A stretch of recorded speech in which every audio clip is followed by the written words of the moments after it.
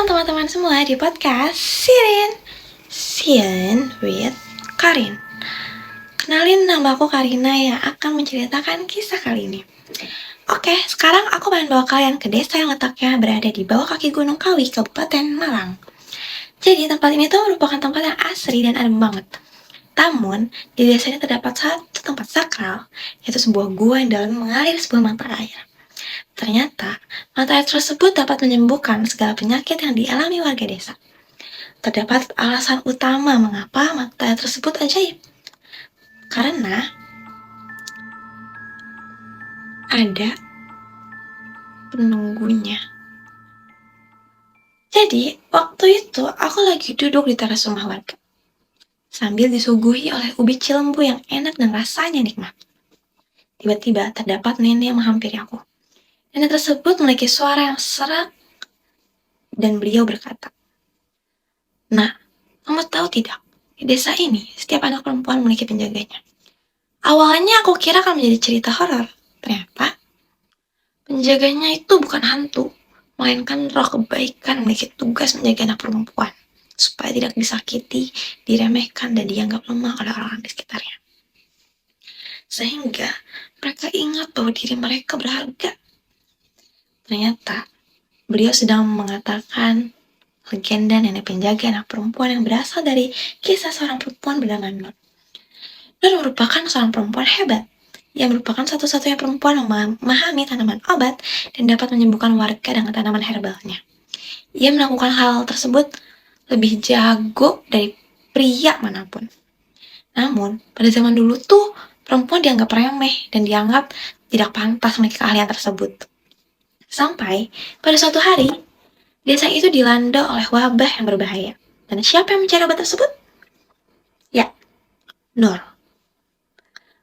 Beliau mencarinya sendirian, seharian, dengan rasa ketakutannya. Namun, Nur tetap mencari obat untuk menolong para warga desa. Hingga pada malam hari, Nur menemukan sebuah gua yang menyeramkan. Dengan rasa penuh harapan, ia masuk ke dalam gua tersebut dan menemukan sebuah mata air yang mengalir dengan bersih dan bersinar.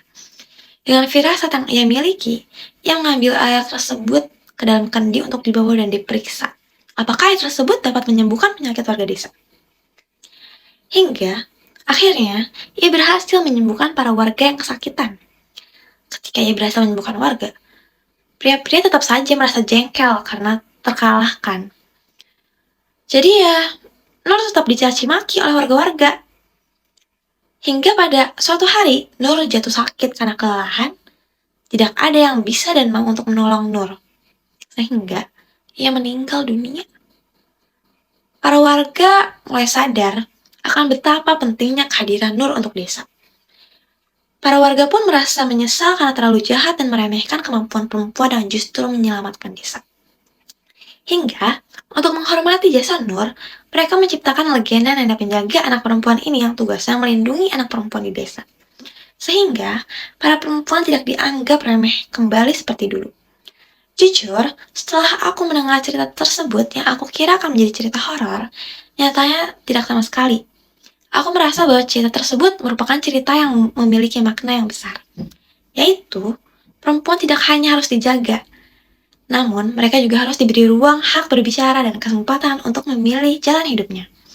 Legenda ini dapat kita kaitkan dengan SDGs nomor 5, yaitu kesetaraan gender.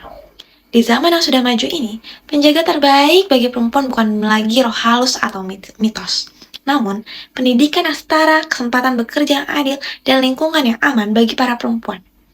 Itu merupakan proteksi modern yang dahulu tidak dimiliki oleh Nur, sehingga ia merasa dikucilkan. Seperti itu teman-teman cerita yang dapat saya ceritakan di video kali ini. Legenda ini memang akan lebih baik jika dijaga supaya perempuan merasa bahwa dirinya pantas untuk memiliki hak yang sama seperti laki-laki. Aku juga yakin Nur akan senang melihat perempuan zaman sekarang yang dapat bersuara terhadap haknya.